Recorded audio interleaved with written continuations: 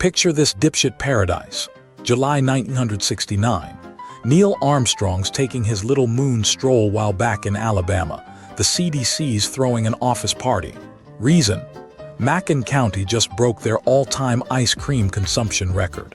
Meanwhile, 8 miles down the road, sharecropper Willie Person's cerebrospinal fluid has the consistency of cheap motel pancake syrup. Congratulations, Doc. Your research subjects now have tertiary syphilis eating their brains like termites in a balsa wood condo. But hey, at least somebody's getting dessert. The U.S. Public Health Service needed warm bodies for their little petri dish, so they dangled the only two things that matter in poverty: free lunches and the illusion of care. That's right, people will sign anything for a ham sandwich and a white coat's head pat. My ex-wife Karen sold our marriage to a timeshare scammer for a free Bali vacation and a complimentary Mai Tai. Same energy. These bastards in lab coats rolled into Tuskegee promising special treatment, which in government speak means, we're gonna watch you decompose like peaches in a dumpster. Let's break down the math, since clearly the CDC couldn't. 400 black men recruited. 0 informed they had syphilis. 100% lied to about spinal taps being back injections. 4 decades of watching penicillin cure the rest of America while these men got aspirin and a handshake. The real kicker: these eggheads collected more data on participants' ice cream preferences than their collapsing aortic valves. Priorities: you've got grown men passing out in cotton fields from neurosyphilis seizures, but sure, let's tally up how many bought vanilla versus chocolate ripple. Modern equivalent: Elon Musk tracking Mars rocket temps while his Cybertruck spontaneously combusts in a preschool parking lot. And don't give me that different time bullshit. Penicillin dropped in 1943. That's like watching your neighbor drown in a kiddie pool while you polish your Nobel Prize for inventing life preservers. But hey, why cure people when you can document their downward spiral like it's Netflix's newest true crime binge? The CDC treated human suffering like a fucking spectator sport, complete with souvenir stands selling Dixie cups. Want to know the crescendo of this circus? One researcher bragged they'd follow the men till death. Not prevent death, document it. Absolutely feral behavior. It's the scientific method meets saw franchise ethics, and the piece de resistance. They issued official certificates calling these men volunteers, as if syphilitic sharecroppers were out here like, can't wait to donate my melting spine to science. So next time someone romanticizes the good old days, remind them, American medicine once measured its success in Neapolitan scoops while black bodies deteriorated faster than a sandcastle in a hurricane. The only thing more obscene than the cruelty is the paperwork. 5,000 pages detailing how to turn genocide into a fucking ice cream social. Here's where these medical Hannibal Lecters weaponize the goddamn Hippocratic Oath into a coupon code. Picture this: rural Alabama, 1932.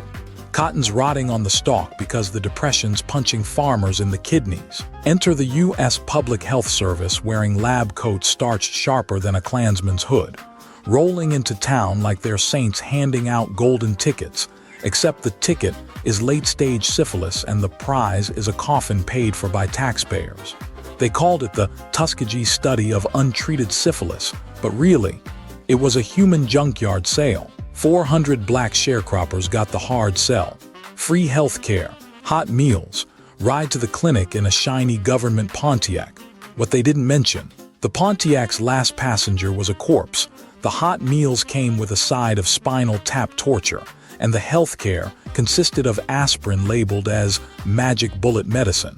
Modern equivalent: a used car salesman swapping your engine for a toaster and calling it premium upgrades. The cruelty had layers, like an onion made of racism and malpractice. These doctors performed mock treatments, cold stethoscopes, theatrical injections of saline they billed as miracle cures. Know what's worse than dying of syphilis? Watching the nurse who just tapped your spinal fluid like a maple tree wink and say, "You'll feel better by Christmas." Spoiler: Christmas was canceled. Permanently. And the goddamn costumes literal angels. Nurses sprouted wings and halos for photo ops. framing syringes as heavenly gifts. It's like finding out your Uber driver's a serial killer after he locks the child-proof windows. Imagine trusting a man with a stethoscope who refers to mercury injections as vitamin shots. My ex-wife Karen sold pyramid schemes with more ethical rigor. At least Herbalife just bankrupts you. It doesn't liquefy your brain. The real punchline. They documented everything. Charts, graphs, progress reports tracking neurological decay like it's a fucking baking competition. Patient 673's pupils are now 20% more hollow. Let's celebrate with mint juleps. The procedures were medieval.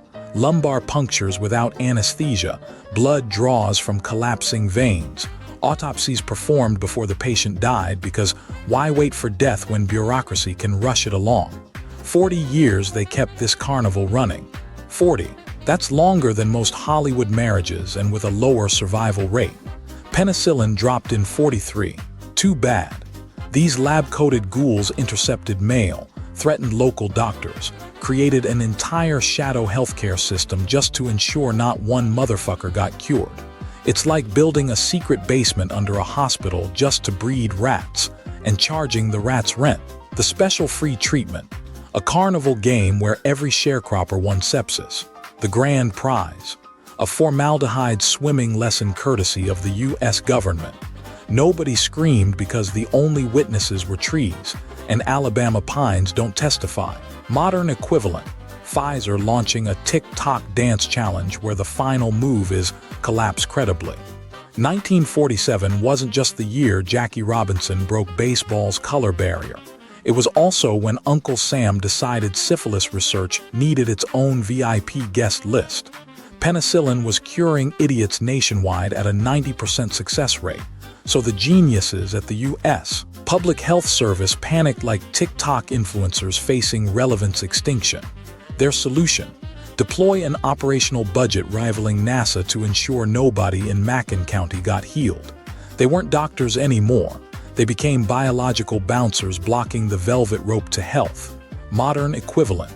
Amazon customer service trapping you in a chatbot loop while your house burns down. Local physicians got whispered threats sharper than a scalpel. Treat one of our specimens. We'll revoke your license and your ancestors' voting rights.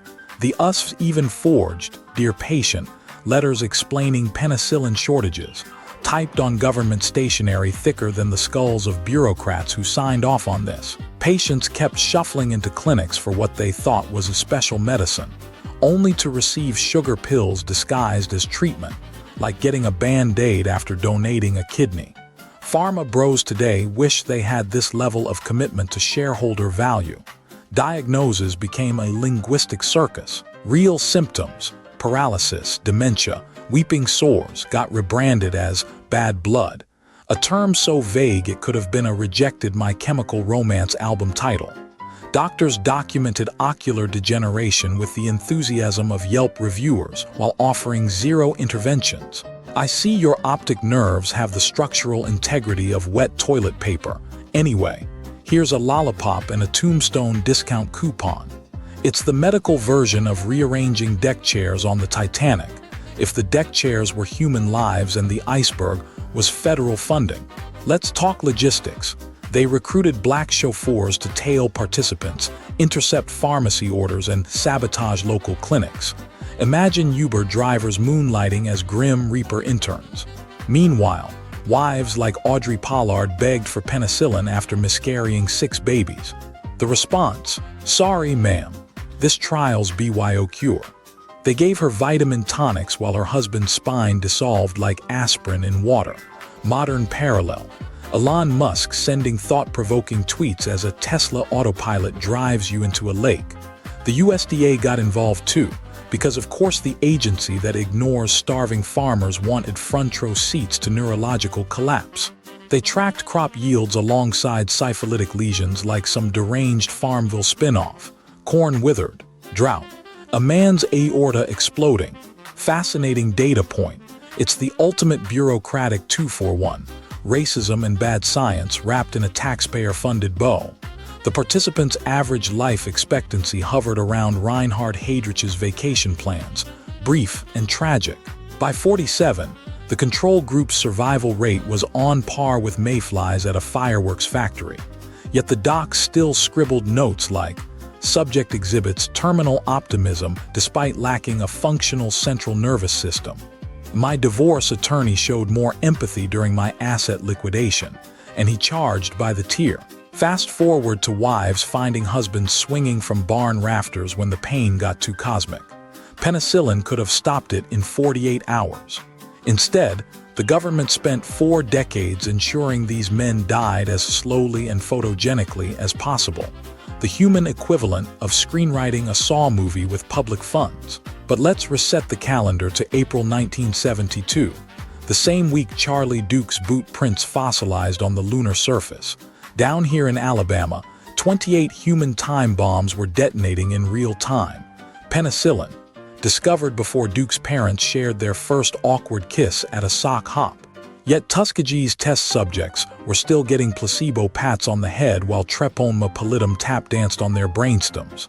NASA budget that year, $6.5 billion, cost to save these men, less than a moon pie factory's weekly sugar order. Enter Peter Buxtun, an epidemiologist with the moral backbone the Public Health Service conspicuously lacked. This man spent years filing complaints that vanished faster than ethics at a Pfizer shareholders meeting.